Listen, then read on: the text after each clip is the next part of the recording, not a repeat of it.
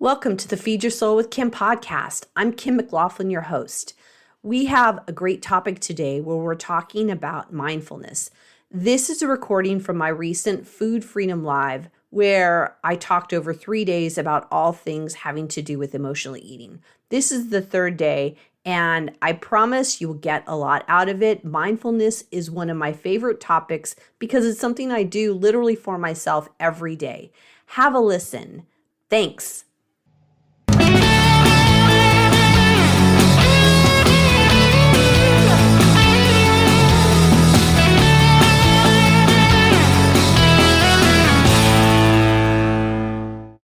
Hey everyone, we're getting ready. Hi, we are here live, Food Freedom Live, day 3. This has been such an adventure these last 3 days, and today we still have more left to go over when we're looking at food freedom. And I want to thank you for being here. I'm Kim McLaughlin, and I am from feedyoursoulunlimited.com. feedyoursoulunlimited.com. You can find all kinds of things out about me and my blog, my podcast, all kinds of things on that site for you to learn more about intuitive eating, overeating, and all the things that go with it. Welcome to today, day 3. We're on mindfulness today. It's actually one of I was thinking a lot about this today. I think it's one of the components that we don't talk about much. I don't talk about it as much as I would like to, or that I think I should, if I want to put a should on it. And so we're going to dive deep into it today. Over the last 2 days, 2 days ago on our first Food Freedom Live, we talked about the diet mindset. We talked about dieting, how it doesn't work, how you can check in with yourself and see if you think you're on a diet, and just how it keeps us lost. Dieting keeps us lost in doing the same thing over and over and expecting different results. So go back to day 1 if you want to, if you haven't listened about the diet mindset. It's a really nice foundation starting point to look at intuitive eating, to look at overeating in a different way. It's really a radical way to look at food differently. Yesterday, which was day 2, we talked about emotional eating. We talked about the definition of emotional eating, what it means to be an emotional eater, and some ways to break free of being an emotional eater. We talked about the idea that I find that people often don't realize that they're an emotional eater. They just think, I overeat, I like food, I don't know when to stop. And when we look deeper, when I ask them more deeper questions, what I find is they are actually an emotional eater and they realize they're an emotional eater. So there's this kind of idea that I feel sad, then I overeat. It's not that easy to track when you're first trying to figure it out. And in that second day of Food Freedom Live, we talked about how to start looking and determining if you are an emotional eater. Today, we're going to look at another component. I call them the 6 components to feed your soul: body, emotions, mind, lifestyle, mindfulness, and the 6th one is self-love. And what I often talk about is each one of them separately, but also we start combining them as we do this work more and more, is we combine those 6 together to see what is getting in the way of you eating in a way that is truly intuitive and really fits for your body. Yesterday what I did, and I decided to do it today, is I decided to look, this is one thing I do for my mindfulness, is I have a whole bunch of card decks on different kinds of affirmations and different kinds of qualities I want to embrace. And what I do is I shuffle the deck, and then whichever one pops out at me is the one I want to contemplate, or kind of my card for the day. Today, if you see, I'm doing my friend Erin Sum, her Bold, Confident You Unleashed card deck. And it's a card deck for women, and any of you men that are listening, just know that you can use it to, she just focused it more on women and using, you know, the female term when she has her affirmations. So today, the card that I got, which I thought was super interesting, was self-compassion. So I just pulled out the card, and it's going to be my focus for the day, and I think our focus for what we're talking about. And self-compassion is interesting and very, very related to mindfulness, because if we're in more of a self-compassion, having compassion for ourselves, we're going to start noticing and being more mindful because we're wanting to be more in touch with ourselves. So what she says on the back of this self-compassion card is, do you ever beat yourself up for not finishing a to-do list, not being perfect, not being further ahead, or making a mistake? The road is never productive. It steals your, or she says, this road is never productive. It just steals your confidence. Today, write in your journal about a time you were hard on yourself. Then write yourself a love note with kindness and compassion. So that is a way to move into the day, and that actually is one technique I like to do, is use my my cards, and then I like to journal about it. So I love doing that as part of my mindfulness practice. So when we talk about mindfulness, I like to start with the definition so that we're all on the same page about what we find is what we're calling mindfulness. And this is a definition I got off of the website mindful.org, mindful.org. And this, I think, is really good and sums it up. Mindfulness is the basic human ability to be fully present, aware of where we are and what we're doing, and not overly reactive or overwhelmed by what is going on around us. What they're saying is that it's about being fully present. That kind of, to me, mindfulness is all about being focused in this present moment. What is going on right now? They say aware of where we are. So that is, to me, I'm seated in my chair. I can feel my feet on, they're on the bottom of my chair because my feet don't touch the ground because I'm kind of short. And I feel my bottom in the seat. I feel my hands right here. I feel a little congestion in my chest. I don't know, I'm having a little coughing thing going on while I'm talking live to all of you. That to me is being fully present, is noticing what's going on. And then they add this interesting part about not being overly reactive or overwhelmed by what is going on around us. So to me, that means I'm noticing what's going on around me, that I'm live, that you all are listening, but not being overreactive or overwhelmed to it. So my feelings are at a lower point so I can be fully present within myself.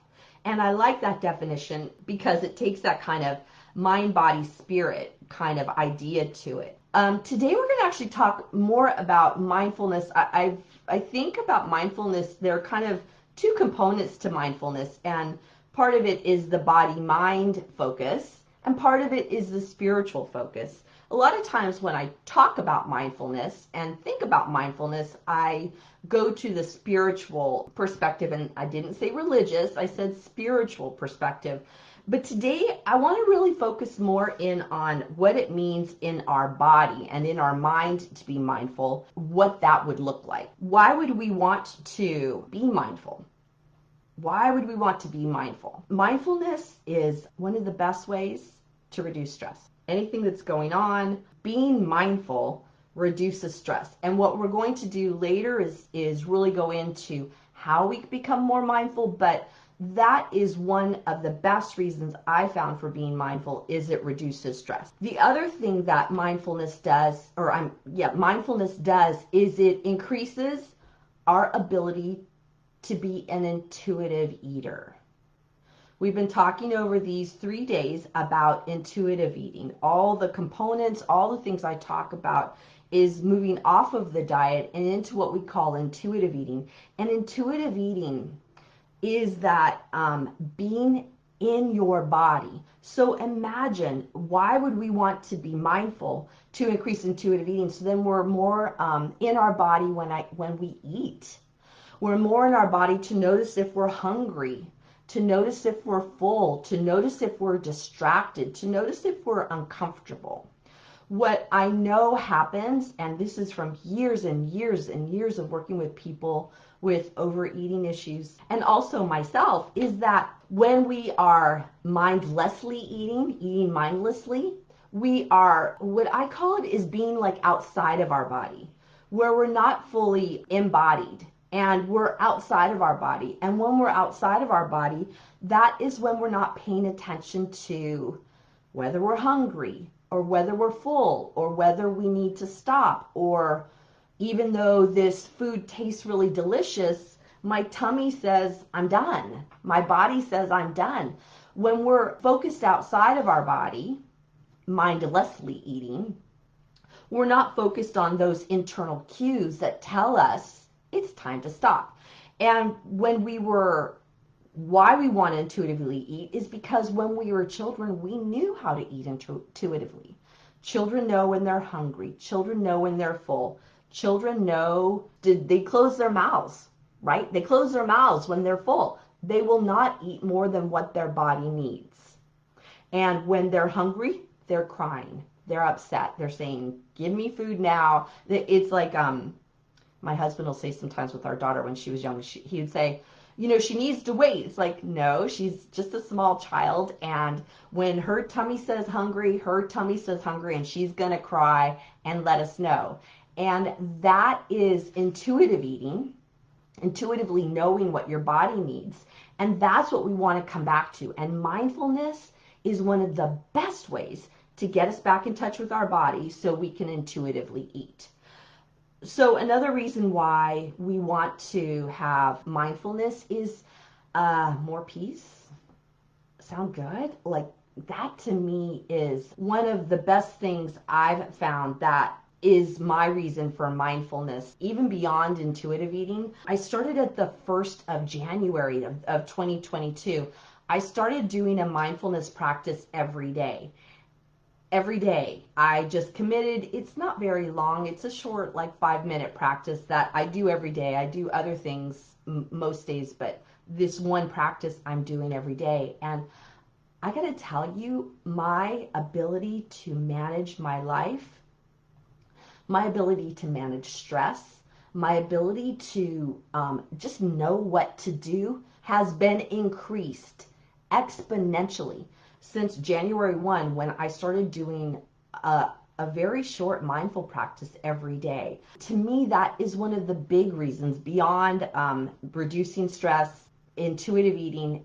My big why of why I am mindful is to have peace in my body and also peace in my life, peace in how I react to everybody.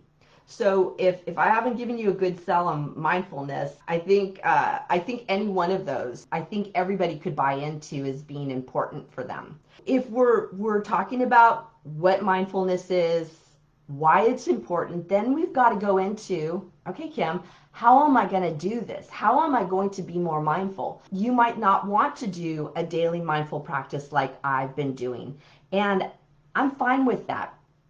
I think since we're talking about overeating and intuitive eating, one of the best starting spots is to be more mindful during your time of eating. And that is, it's easier than it sounds. I mean, it sounds like, oh, that'd just be really easy. And it's not. I find every day I focus on mindful eating, and I'm not 100%. I'm not 100%. So let's talk about, how do we do mindful eating? How do we engage in that? What I like to do and talk about with my clients is mindful eating. One of the things for me is I sit at the table. I'm still, sometimes I like eat while I'm driving or eat while I'm distracted. I focus as much as I can not being distracted. But one of the things that helps with being mindful while I eat is getting a plate, sitting down, and eating at the table. It to me, it just reminds me that I am here to feed my body. I am here to fuel my body. It is a way of a connection with food that keeps me in my body. So how do we do that? I mean, you guys, this is radical, simple, and radical, right? And so sitting at the table, having a napkin, putting the napkin in my lap, right? That to me, I learned that, a long time ago from my mom. Put the napkin in your lap and use my utensils to eat my food. Eat one bite at a time. Put my hand down, sit back and chew my food. Chew my food and swallow it. And then have just a break and feel in touch with my body. It's a radical concept to be in touch with your body while you're eating. And I want to just encourage you to practice it, because if you're like me, I come to the table about 3 times a day. I come to the table and sit and eat, like literally and figuratively. So it's a way to start practicing mindfulness. Literally just get a plate of food, sit at the table, sit down, notice yourself seated, take a deep breath, and take a bite of food. Put your fork down and chew. Oh my gosh. What I find I do and my clients do is we can eat really fast, right? And that's mindless eating. Mindless eating. Not really tasting our food, not really giving time in between bites to be fully present. And one of the things I talk about, I'm going to talk a little later about my emotional eating solutions course, is we talk a lot about being hungry and full. And how do you start noticing it? And how do you notice when you need to eat and when you need to stop? That's mindfulness. Part of that is mindfulness and being in touch with your body. What I'm just talking about is a really great tool every day to get in touch with your body. What's another mindfulness tool, trick that I love that we don't talk about much when we talk about overeating? And it's movement. I find that some of my most mindful times are when I am in some kind of movement. I was thinking back on, it was about 15 years ago, I was running marathons. Why I was running marathons is a whole nother story for another day when I talk more about movement. But I was running marathons, and what I realized when I was doing that is that if I wasn't mindful about the placement of my feet, each time I stepped down, I could fall, and then I wouldn't be able to run the marathon because I'd hurt myself. I would, wreck my ankle or hurt myself in some way. And it became really clear to me that I needed to be mindful during my movement. During my movement, if I'm mindful, then I remember I would feel myself breathing in and out. Because when you're running, there's some deep old breaths going on, especially a marathon is a long way to run. But also I remember feeling, I run, what was my affirmation? My affirmation then, I run with sure and steady feet. And that was my focus on feeling my foot on the ground. And it was such a mindfulness practice that I keep it to today when I'm doing things and when I'm being physical, is being mindful of where my body is while I'm being physical. Let me tell you, so why I call it mindful movement instead of mindful exercise is I find everybody I work with is extremely opposed to exercise. No, Kim, I don't want exercise. I don't exercise. I don't like exercising. I don't like sweat. And maybe some of you think that. I realize that actually, for me, it's not exercise, it's movement. And that since we are in this physical form, movement is necessary. For me, it took off the trigger of it being exercise, because to me, exercise is always related to diet. So move into that mindful movement. Notice how it feels in your body. And I promise you, it will get you from being distracted and outside of your body into being fully present. Okay? So mindful eating, mindful movement. The other area I want to talk about that is something all the time you can do. I was going to say 24/7, but there's some points in time where you couldn't do this, is when you're sleeping, is focus on your breath. Focus on your breath. I'm focused on my breath because I'm having a cough attack during my live, and so I can feel that. And what it is when we focus on the breath, we're being mindful. There's no other way around it. When you focus on breathing in and breathing out, you're in your body. Mindfulness is about being fully present. What did we say earlier? It's the ability to be fully present and aware of where we are and what we're doing. Being in the breath is the best way to be fully present. So that just means breathing in and breathing out. And I actually invite you to do this with me right now. Sometimes I breathe in from my nose, out through my mouth, in through my nose, out through my nose. I don't care. There are a lot you can look up on YouTube, Google, different ways to be in the breath. There are so many techniques that I can't begin to go through all of them. What I notice is when I am in the breath, how is it mindful for me? So as I do that, what I feel is I feel the breath in my chest. I feel my bottom on the seat. I feel a little tense in my shoulders because when I come and do a talk, I tend to feel a little bit of this is what's one of the biggest fears people have is public speaking. Well, yeah. And so I can feel it in my shoulders. I also, when I take a deep breath, I feel a little tingly in my fingers. I also always feel my jaw drop, and that is one of my best ways to know that I am relaxing, right? Being in the breath is one of the best mindful tools to be fully present in your body. And that's literally what we're looking at with mindfulness. So sometimes what will happen is I wrote down another way to be mindful is to do meditation. And sometimes there is this aversion. Just like I said, there was aversion to exercise, right? There's this aversion to meditation because it's supposed to be over a long period of time. It's supposed to be done a certain way. I'm supposed to feel a certain way. I shouldn't have any thoughts while I'm being in meditation. And it can be kind of distracting in a way that doesn't work for some people. And I'm fine with that. I found over the years that I do like meditation and I do like taking the time for meditation. And for me, it does provide more of that mindfulness that I'm looking for.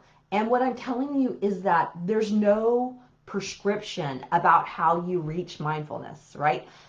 What we're looking at is being in touch with our body and in touch with what's going on. Mindfulness, right? And when we're more mindful, we're going to be mindfully eating and intuitively eating, which is exactly why you're here today listening about this. And it can be a great, huge win for you as you move forward in looking more at intuitive eating and starting to get freedom with food.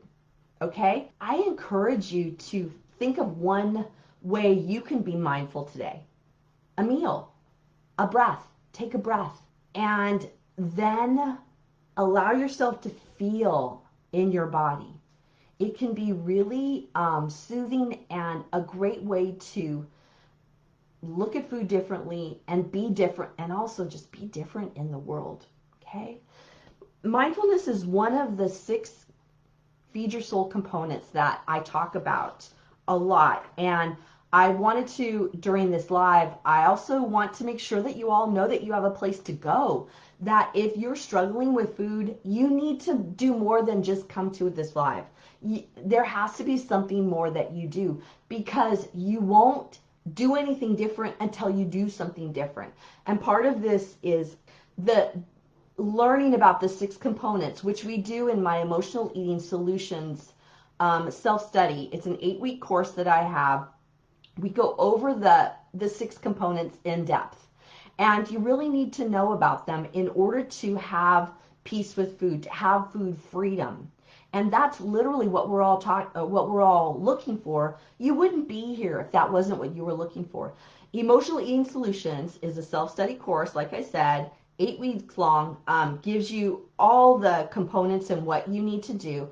It's super affordable price, you guys. It's $197. I've been talking about it this week, and I was going to raise my price at the beginning of the year, and I decided since I was doing these lives, I wanted to wait because I wanted to give you guys a super low cost price on Emotional Eating Solutions. I'm going to link it in the chat so that you can look at it further and join up.